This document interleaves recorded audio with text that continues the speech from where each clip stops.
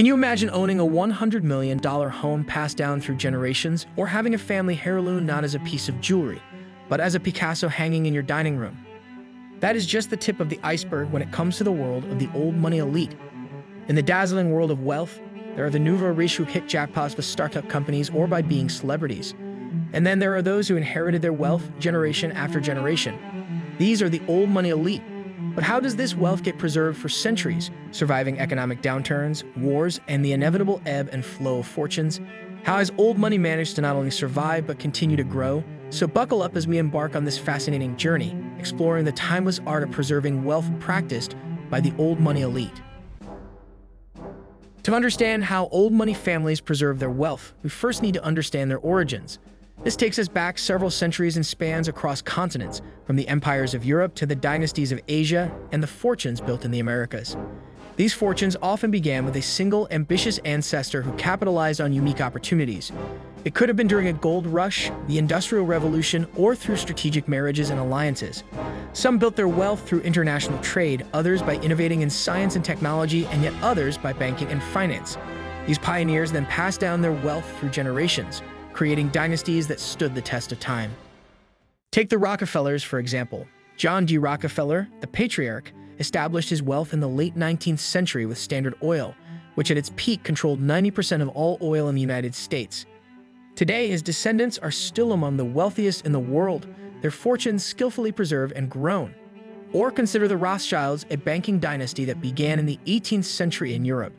Starting with Mayer Amschel Rothschild in Frankfurt, the family expanded across Europe and has maintained significant influence in global finance. And then there's the Vanderbilt family, who built their wealth through railroads and shipping in the 19th century. Cornelius Vanderbilt, also known as the Commodore, started with a single ferry and transformed it into one of the largest fortunes in the world. These families, among others, illustrate the concept of old money. They amassed great wealth and, more impressively, have managed to preserve and enhance it over generations. But how? That's what we'll explore next as we delve into their wealth preservation strategies. One key secret behind the old money longevity is their approach to wealth preservation.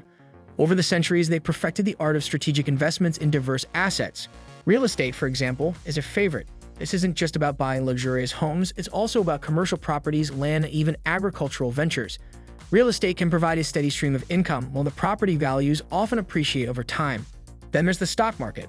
Old money families often hold extensive, diversified portfolios of stocks.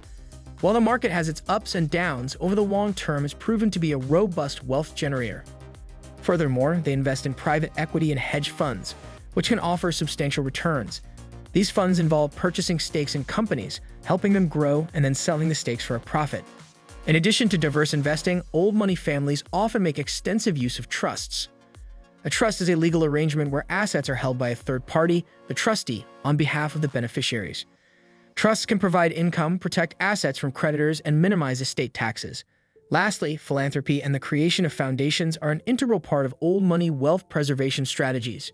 Beyond the noble aim of giving back to society, these efforts also offer significant tax advantages. Consider foundations like the Rockefeller Foundation or the Bill and Melinda Gates Foundation. They fund a range of causes around the globe, from public health to education, and help manage the family wealth in a tax-efficient way. Through a blend of these strategies, the old money elite have navigated the changing tides of the economy, ensuring their fortunes remain intact and even grow over generations. Another crucial element of the old money wealth preservation strategy is the legal avoidance of taxes. It's essential to differentiate this from tax evasion. Tax avoidance involves using legal means to minimize tax liability, whereas tax evasion is illegal, involving deceit, subterfuge, or concealment. One popular strategy of tax avoidance is the use of tax havens. Tax havens are countries or jurisdictions that offer low or zero tax rates. They also often offer financial secrecy laws, making it attractive for wealthy individuals to store their money. Historically, many old money families have utilized these strategies. For instance, it's reported that members of the Rockefeller family have trusts in the states of Delaware and South Dakota, known for their favorable trusts and tax laws. Similarly, many wealthy European families have used Switzerland's banking system, known for its strong secrecy laws and favorable tax rates. Through these and other methods, the old money elite effectively use legal means to minimize their tax liabilities, further ensuring the preservation and growth of their wealth across generations. Of course, preserving old money is not just about the here and now. It's a long game that spans generations. That's where inheritance and succession planning come in. Succession planning is crucial because it ensures that the wealth not only survives but also thrives with each new generation. It involves the careful management of how and when assets will be passed down to avoid potential disputes and minimize estate taxes. The transfer of assets often occurs gradually, allowing the next generation to grow into their roles as stewards of the family wealth. In addition to direct inheritance, this might also involve roles in family businesses or positions within family foundations. A variety of legal tools, including wills and trusts, are used in estate planning. Wills dictate how assets will be distributed, while trusts can provide more complex structures for distribution and tax benefits. Finally, education and preparation of the younger generations are paramount.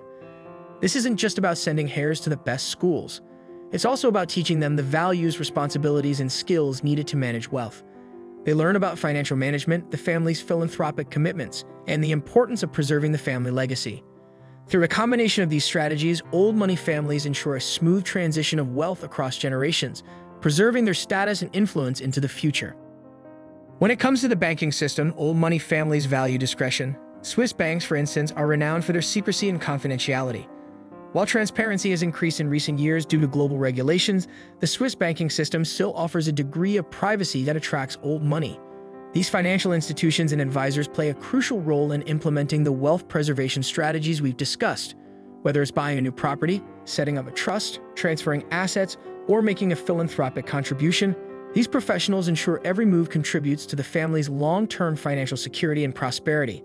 Through these expert partnerships, old money families continue to navigate the complexities of wealth management, strategically securing their fortunes for generations to come.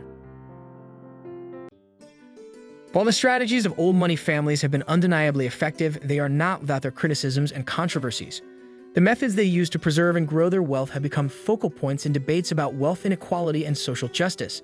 Critics argue that these strategies perpetuate an elite status, concentrating wealth in the hands of a few and exacerbating socioeconomic disparities.